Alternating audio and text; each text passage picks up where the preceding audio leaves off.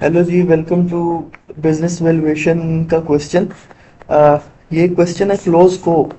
तो इसके अंदर बेसिकली हमें एक फाइनेंशियल्स दिए हुए हैं, यानी सबसे पहले हमें प्रॉफिट आफ्टर टैक्स दिया हुआ है, देन डिविडेंड्स दिए हुए हैं, और देन बैलेंस शीट के कुछ आइटम्स हैं वो हमें दिए हुए हैं। एक्चुअली पूरी बैलेंस शीट ही दी हुई है। ये देखें, यहाँ तक तो एसेट्स हैं हमारे पास। ओह, कहाँ गया? ये हमारे पास टोटल एसेट्स हैं यहाँ तक। और देन हमारे पास लाइबिलिटी सेक्शन है, और लाइबिलिटी सेक्शन है, और इक्विटी सेक्शन है। इक्विटी सेक्शन ये रहा हमारा, और यहाँ लाइबिलिटीज के अंदर एक हमारे पास बैंक लोन्स हैं, और एक हमारे पास 8% बॉन्ड्स हैं। और देन अगर हम इसमें देखें तो यहाँ पर कुछ इंफॉर्मेशन दी है कि डिविडेंड्स जो है वो 4% पे ग्रो करते हैं, और जो अर्निंग्स ऑफ द कंपनी है वो 5% पे ग्रो करती है। ठीक है। देन अर्निंग यील्ड हमें दी हुई है 11%, और यहाँ पर कॉस्ट ऑफ इक्विटी दी हुई है 10%, और cost of debt before tax दिया हुआ हमें 7%। ठीक है। बॉन्ड्स का बताया हुआ है कि 8% बॉन्ड्स हैं। ठीक है। और ये रिडीम कर सकते हैं हम after 6 years time. Then Close Co pays tax at an annual rate of 30%। 30% tax pay करता है। तो जो जो हमें बिफोर टैक्स कॉस्ट दिए हुए हैं ना, उसको हमें आफ्टर टैक्स कन्वर्ट करना पड़ेगा इन द कैलकुलेशन। और देन फाइनली यहाँ पर x dividend share price of the company is 8.5। ठीक है। ये हमें ऑर्डिनरी शेयर्स की वो दी हुई है, यानी एक शेयर की इतनी वैल्यू है। ठीक है। तो देखते हैं क्या रिक्वायरमेंट है इसकी। फर्स्ट रिक्वायरमेंट ये है कि value of the company using following methods. ठीक है। तो फर्स्ट है हमारे पास नेट एसेट वैल्यू मेथड। तो नेट एसेट वैल्यू मेथड हमारे पास सिंपल होता है। नेट एसेट मेथड है। अ, इसके अंदर हमारे पास इसका फॉर्मूला होता है total assets minus total liabilities. ठीक है। हम इज इक्वल टू लगाते हैं, देखते हैं टोटल एसेट्स कितने हैं हमारे पास। टोटल एसेट्स ये देखें 720 है, और लाइबिलिटीज अगर हम देखें तो ये देखें करंट लाइबिलिटीज हमारी 70 है, और नॉन करंट लाइबिलिटीज 160। 70 और 160। ठीक है। तो टोटल एसेट्स जो हैं वो हैं हमारे, if I am not wrong, 720। 720 में से हम माइनस कर देंगे 70 और 160 ना। 70 और 160, तो ये हमारे नेट एसेट मेथड के तहत हमारा कंपनी की वैल्यूएशन आ गई। सही है। अब सेकंड जो मेथड उन्होंने पूछा था हमसे, that is dividend growth model. तो डिविडेंड ग्रोथ मॉडल जो है उसका हमें पता है, सॉरी, डिविडेंड ग्रोथ मॉडल है, उसके तहत जो फॉर्मूला है वो हमें पता है। वो क्या होता है? दैट इज वो हमारे पास होता है D nought 1 plus growth upon R minus G. ठीक है। R is cost of equity, वो हमें दी हुई है जो आई गेस 10% है। तो यहाँ पर हम देखते हैं कि हमारे पास सबसे पहले डी नॉट क्या है ना। So if we look at D nought, जो करंट हमारे डिविडेंड्स हमने पे किए हैं वो है 40 है। और डिविडेंड्स कितने रेट पे ग्रो कर रहे हैं ये देखें, ये लिखा हुआ था 4% पे। Dividends are growing at 4%। So 1 plus 4%, dollar लग गया, 1 प्लस 4% ये आ गया। ठीक है। इसको हम डिवाइड करते हैं। कॉस्ट ऑफ इक्विटी हमें देखना पड़ेगा एक दफा फिर से। Has a cost of equity 10%, ये लिखा हो। तो यहाँ पर हम आएंगे, यहाँ पर हम 0.1 माइनस 0.04 करेंगे, तो ये हमारी डिविडेंड ग्रोथ मॉडल के तहत cost of company, sorry, value of company आ गई है। कि हमारी कंपनी की जो वैल्यूएशन है that is 693 million approximately. Then हम देखते हैं कि यहाँ पर थर्ड जो उन्होंने हमें कहा हुआ है, अर्निंग यील्ड मेथड। ठीक है। अर्निंग यील्ड मेथड है, इसका भी फॉर्मूला हमें पता है।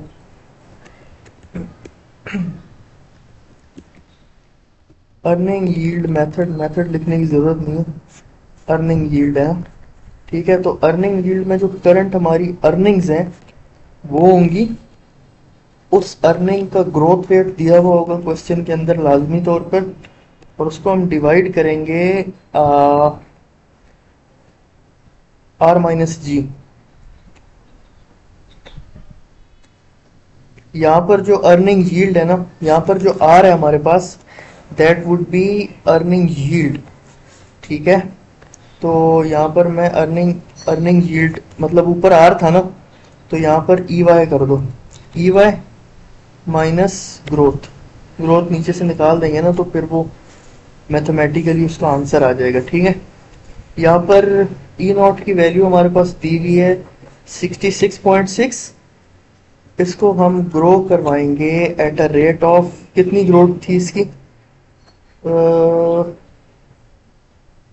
ये लिखा हुआ है slide, earning of the company which is 5%, earning of the company is growing at the rate of 5%, ये आ गया।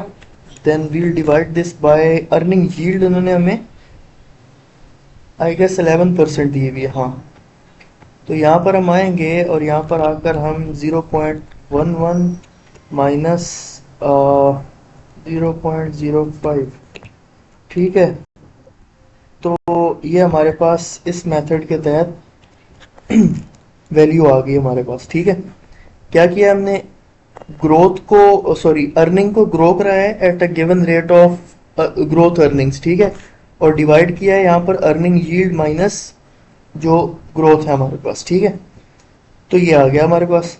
देन पार्ट बी में आते हैं। पार्ट बी के अंदर हमें क्या करना है, पार्ट बी के अंदर weighted average cost of, weighted average after tax cost of capital. ठीक है, तो मतलब यहाँ पर हमें क्या करना है, यहाँ पर हमें वैक कैलकुलेट करना है बेसिकली। ठीक है, तो वैक के लिए सबसे पहले हम यहाँ पर इंस्ट्रूमेंट्स लिखेंगे कि हमारे पास कौन से इंस्ट्रूमेंट है। ठीक है, उस इंस्ट्रूमेंट की हम कॉस्ट लिखेंगे कि कितने परसेंट है, देन उस इंस्ट्रूमेंट की वैल्यू लिखेंगे कि हमारे पास हम उसकी कितनी वैल्यू होल्ड करते हैं ना, और देन एट द एंड इसका, ये एट द एंड नहीं बल्कि यहाँ पर हम इसका वेट निकालते हैं, वेट। ठीक है, यानी इस फाइनेंसिंग इंस्ट्रूमेंट का आउट ऑफ टोटल जो फाइनेंसिंग है हमारी, वो वेट कितना है, हर इंस्ट्रूमेंट का अलग अलग निकालते हैं, और देन आखिर में हम यहाँ पर वैक कैलकुलेट करते हैं। सही है, ये चीज ये हो गया हमारे पास। अब पहला इंस्ट्रूमेंट देखो कौन सा है जहां पर जिससे हम फाइनेंसिंग कर रहे हैं, ये देखें ऑर्डिनरी शेयर्स। ऑर्डिनरी शेयर्स हैं तो मैं यहाँ पर इक्विटी लिख देता हूँ,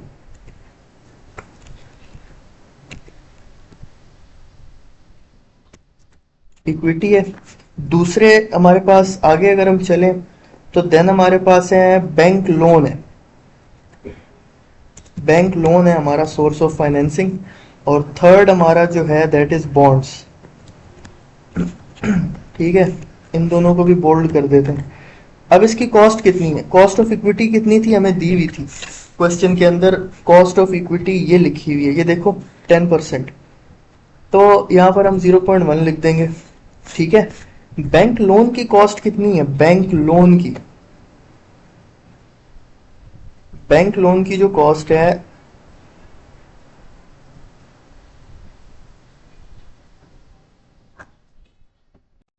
तो बैंक लोन यहाँ पर हमारे पास 6% है, लेकिन ये 6% है बिफोर टैक्स।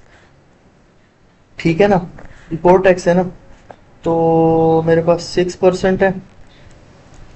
इसको आफ्टर टैक्स करने के लिए, टैक्स 30% है ना, तो इसको आफ्टर टैक्स करने के लिए 0.7 से इसको मल्टीप्लाई कर देंगे, तो ये 4.2% हो गया। ठीक है, देन इसी तरह जो बॉन्ड्स है हमारे, बॉन्ड्स का ये देखो ये लिखा हुआ है, and the before debt cost of debt of 7% per year. ठीक है, कॉस्ट ऑफ डेट जो है हमारे पास वो यहाँ पर क्या है, 7% है, तो हम यहाँ पर इज इक्वल टू लिखते हैं 7% का हम लगाते हैं 0 पॉइंट, इसका भी 70% करेंगे, 4.9 आ रहा है। ठीक है, 4.9%, 7% है ना यार, ठीक हो गया। और यहाँ पर जो इसकी वैल्यू होगी इक्विटी की, ये बोल्ड यहाँ से तोड़ता हूँ,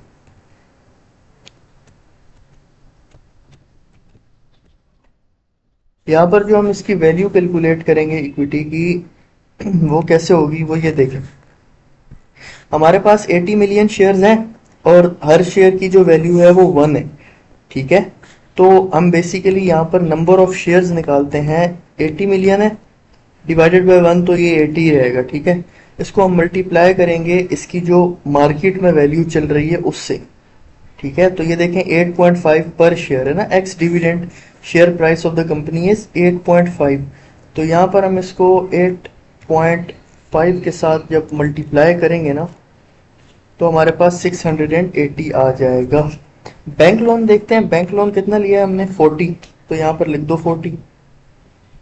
बैंक लोन यहाँ पर 40 है तो हम यहाँ पर 40 लिख देंगे, ठीक है। अब यहाँ पर जो बॉन्ड्स है ना, बॉन्ड्स, ये चीज इंपॉर्टेंट है।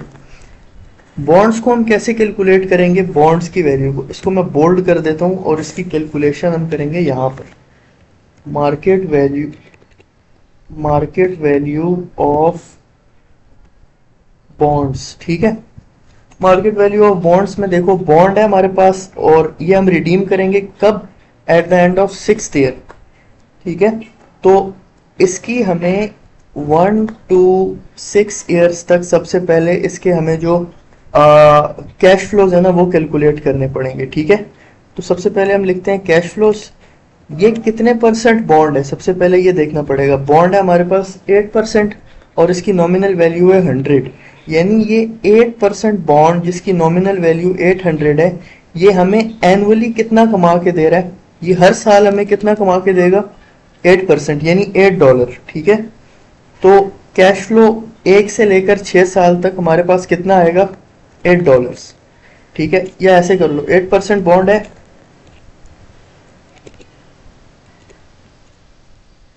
8% बॉन्ड है, इसको मल्टीप्लाई करो 100 से, तो ये तुम्हारे पास इसका हर साल जो आपको ये कैश फ्लोज जनरेट करके देगा वो आ जाएंगे। और at the end of 6th year, ओ यार ये एक तो शिट यार, मैं इसको लिखता हूँ 6th ईयर, ठीक है। Eight the end of 6th year जब हम इसको रिडीम करेंगे तो हमारे पास $100 इसके वापस आ जाएंगे, यानी रिडीम कर लिया मतलब वापस ले लिया ना, पैसे वापस आ गए आपके पास। जो आपको जनरेट करके कैश दे रहा था वो अब आपने उसको जब रिडीम कर लिया तो आपने मतलब वापस ले लिए ना पैसे, तो ये कैश फ्लो आ गया। यहाँ पर हम पीवी फैक्टर लिखते हैं, प्रेजेंट वैल्यू फैक्टर, ठीक है।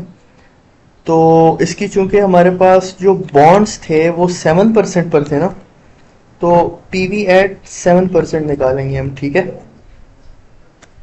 7% निकालेंगे। इस 7% को निकालने के लिए ये देखो 1 से 6 साल तक हम यहाँ पर एनवीटी का फॉर्मूला लगाएंगे।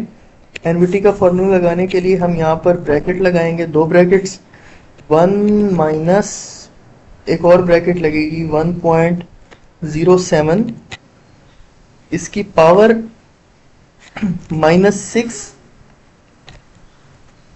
डिवाइडेड बाय 0.07, ठीक है।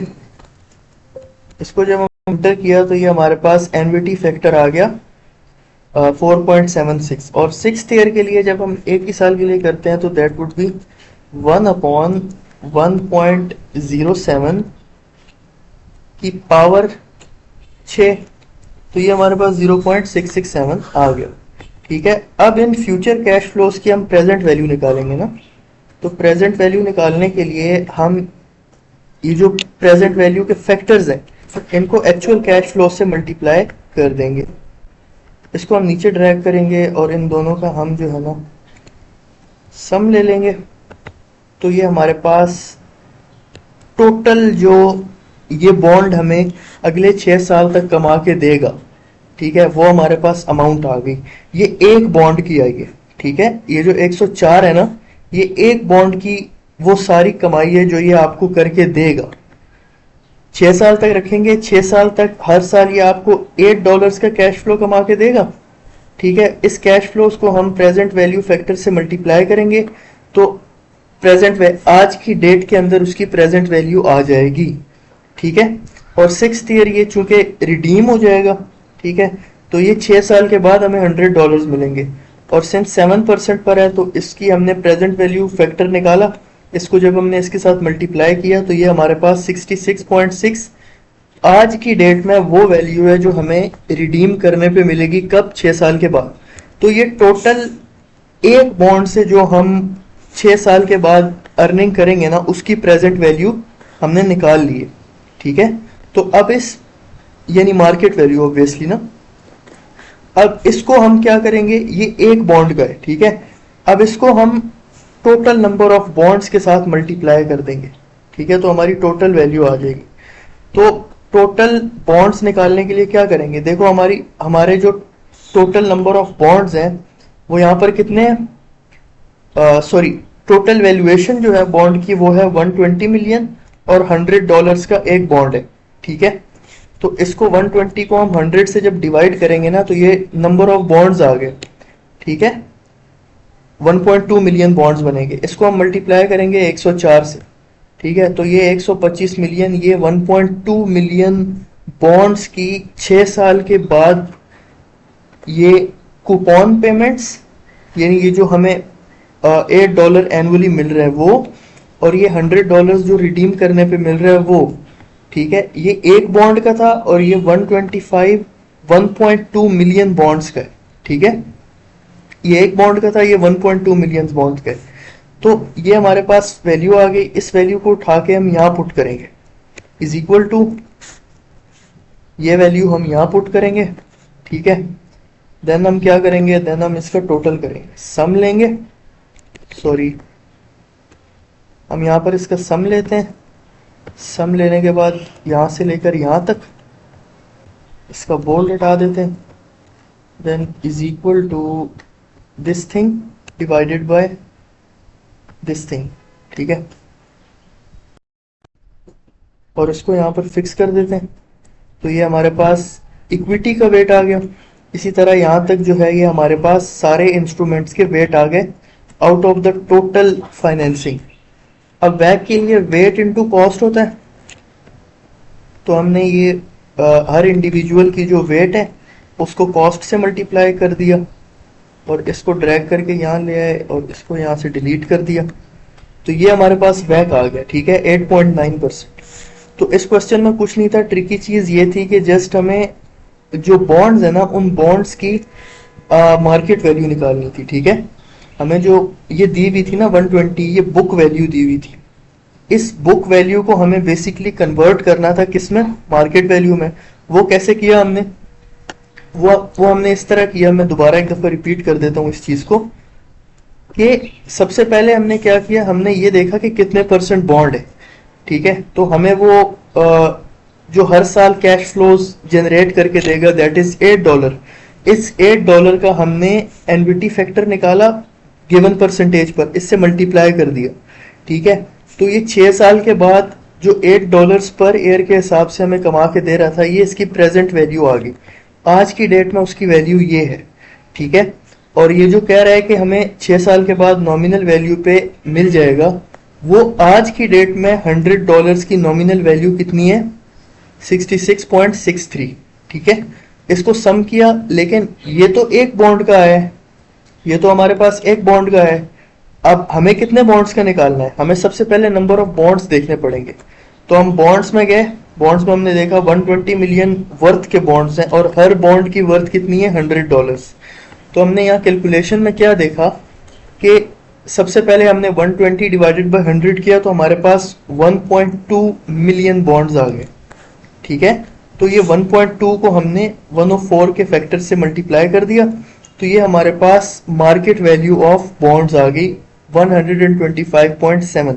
इसको हमने उठाकर यहाँ पर स्विच किया, यहाँ पर लेके गए और फिर इसके बाद हमने वेट्स निकाले, यानी individual finances upon the total financing जो हमने इन इंस्ट्रूमेंट से लिए। ठीक है, और देन वैक के लिए फाइनली हमने वेट इनटू कॉस्ट किया तो हमारे पास वैक आ गया। तो ये था हमारे पास क्लोज को सिंपलेस्ट